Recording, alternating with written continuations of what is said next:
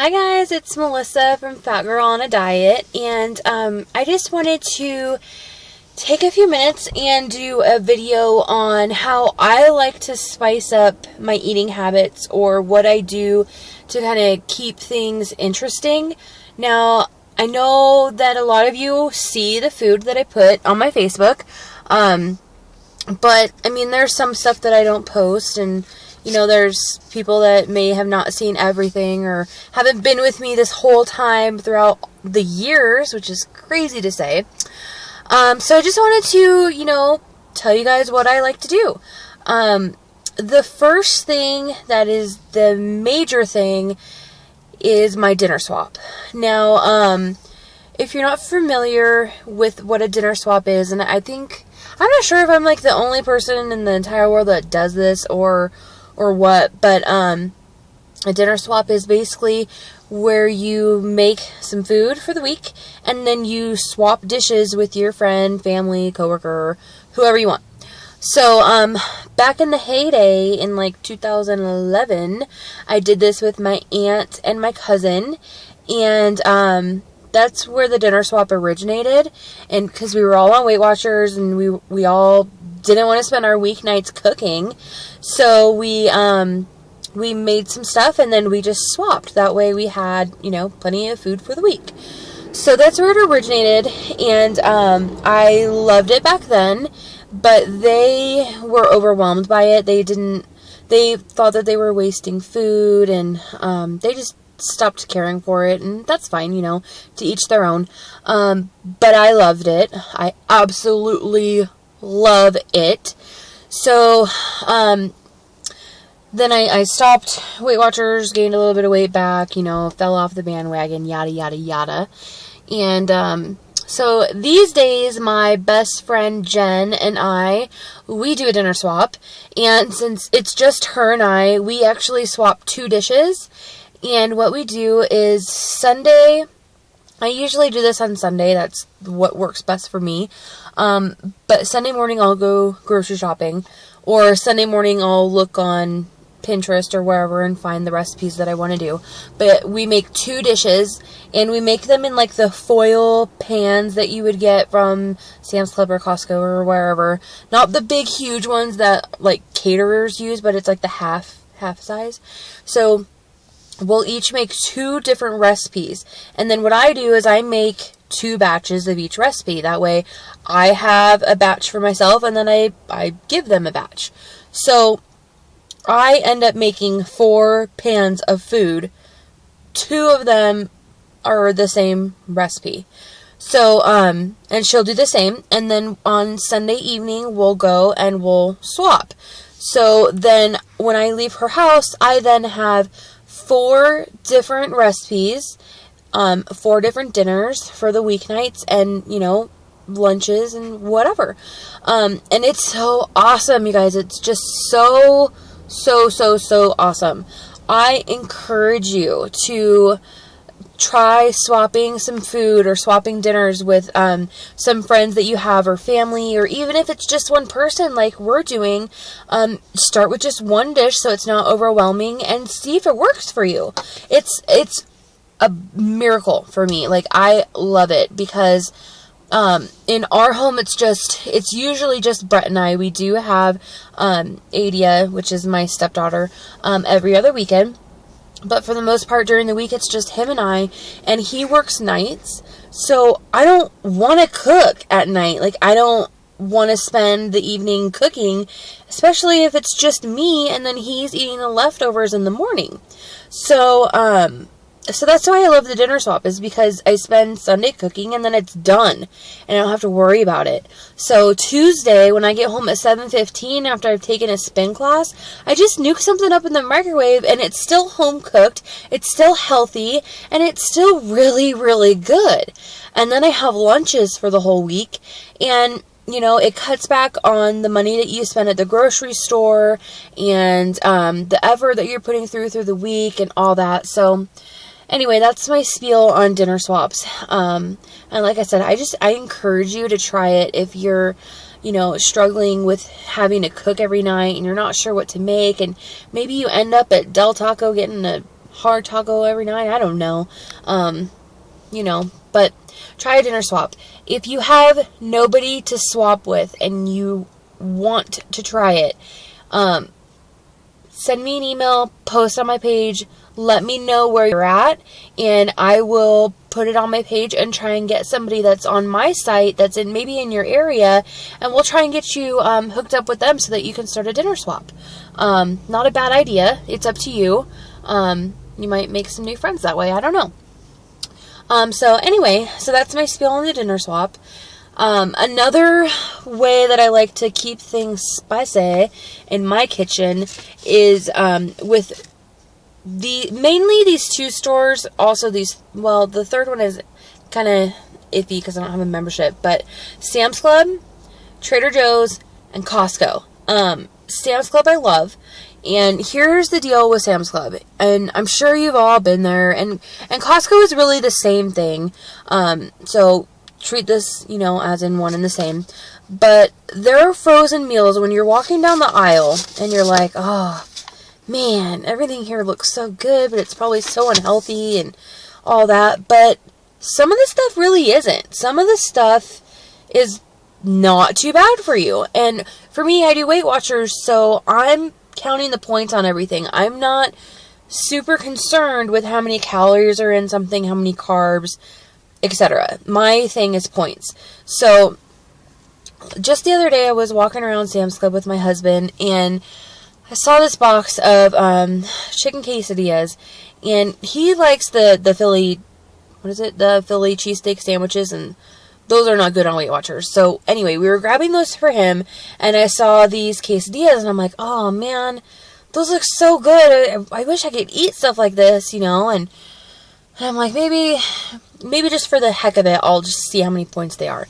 And he's like, yeah, you should get them and treat yourself. And even if they're high in points, if you just have one every once in a while, I'm like, yeah, you're right. I've been wanting to try them. I'm going to pick them up. So I didn't really think about it, and I just grabbed them, and I came home, and I calculated the points, and they were only 6 points. It's not bad at all. And when I don't have swap food, or when I don't have anything to cook that's easy, and I don't want to eat a freaking bowl of cereal, I could nuke one of those just in a pan really quick. It took me 2 seconds, and it's 6 points, and there you go. And if you pair it with like some fat-free refried beans or some veggies or whatever, it's a relatively low calorie meal that was very quick and very easy. So peruse through your Sam's Club or Costco and see what's in their frozen section, and don't be scared to pick something up and count the points. It can surprise you. Like, I seriously thought that those quesadillas would be like at least 12 or 13, 14 points, and they're only 6. So that was awesome. Another thing that I love at Sam's Club was the breaded cod. It's in the frozen section, and they're just little pieces of fish, like that big, that are breaded, and they are really, really good. They're great by themselves as just a quick snack, and each piece is like 4 points, I think, or you can have 2 for 7 points. So you can heat one up in the microwave, or heat them up in the oven, and then nuke it in the microwave for lunch the next day, or you can pair it with like a sweet potato and some veggies, or some brown rice, or you could even make a fish sandwich that's not as bad as you would get like a fish fillet at McDonald's. So there's tons of things that you can do with this fish, and it's in a big box, and it's only $8 for there's a ton of fish in there. It's plenty. So that's really good. Those are one of my favorites. Also at Costco, they have this popcorn. It's called Naked Popcorn, and there's no coconut oil. There's no butter or salt or anything. All that's on there is just coconut oil, and it's really good. It's only 33 calories per cup, and I forget how many points it was, but yeah. Another store that I like to go to that keeps things interesting in my kitchen is Trader Joe's. They have some really awesome frozen eggplant cutlets that's in their frozen section, and those are really, really good. They're really low in points, and they're very easy to make. Also, their frozen chicken fried rice is relatively low points, and that's very quick and easy too. I like to eat that by itself or with a piece of grilled chicken, or veggie egg rolls, and I bake them. Those are really good. And also in their chip section, they have some apple cinnamon. They're kind of like the veggie sticks, but they're apple cinnamon. They're really good. So those are good.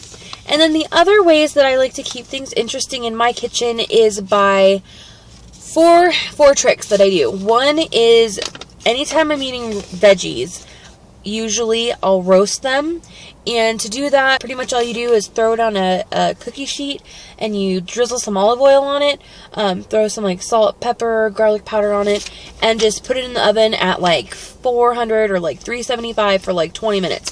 And you just roast them. And I like mine a little burnt, so that's really, really, really good. And you can even throw a little bit of shredded Parmesan cheese on basically anything, and it's delicious. Also, 3 other things that I like to do is having little baked potatoes and stuffing things in them.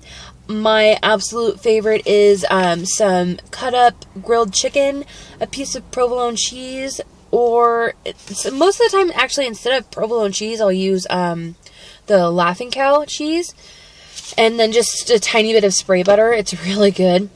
You can also do those little just for ones, the veggies that come in the frozen section. Stick those on your baked potato. The broccoli cheddar one is really good. So is the cauliflower and cheddar. And even if you add some chicken on top of that, also that's really good. Another thing that I like to do is making things in muffin tins. I don't know about you, but anything that's shaped like a muffin or a cupcake, I love. So I will actually make meatloaf. And I'll take turkey meatloaf and I'll put it in the muffin tin, and then I'll use mashed potatoes and I'll frost them like it's icing. And that's super fun, and even my kid loves that. You can do the same with macaroni and cheese. I mean, literally you can throw anything in a muffin tin and it'll bake the size of the muffin, and it's already portioned for you. Good to go. I also like to bake eggs in muffin tins, and I'll bake them for like 20 minutes, and then I'll throw some veggies like in the egg, and I don't put cheese in it, just veggies. I'll like cut up some green pepper, I put cherry tomatoes, a little bit of onion, and I'll throw it actually in the egg, bake it, and then when they're done, I'll have these little, they're like that big, just little, discs or pucks of cooked eggs, and then I'll take those to work and I'll put it on like an English muffin for breakfast. So those are really good. You can get so creative with a muffin tin, and it can help you solve so many problems. It's not even funny. Everything tastes different when it's in the shape of a muffin. The other thing that I like to do is wonton wrappers. If you take some wonton wrappers and you put it in a muffin tin and you just kind of layer it, you can stuff in between those wonton wrappers with layers of basically whatever you want. And again, it's in the shape of a muffin. It's already portioned for you. Everything's good to go. My favorites are roast beef mixed with Laughing Cow. There's all kinds of stuff. I'm not even gonna go into this. But if you go to emilybites.com, she freaking rocks. She does Weight Watchers, and she posts a ton of recipes. And the wonton wrapper in a muffin tin is like her thing. So she has so many good recipes on her site that that you can do within wonton wrappers. Like, I've made her buffalo chicken ones. I've made the taco ones. I've made the cheeseburger ones. I've made chicken pot pie in a muffin tin.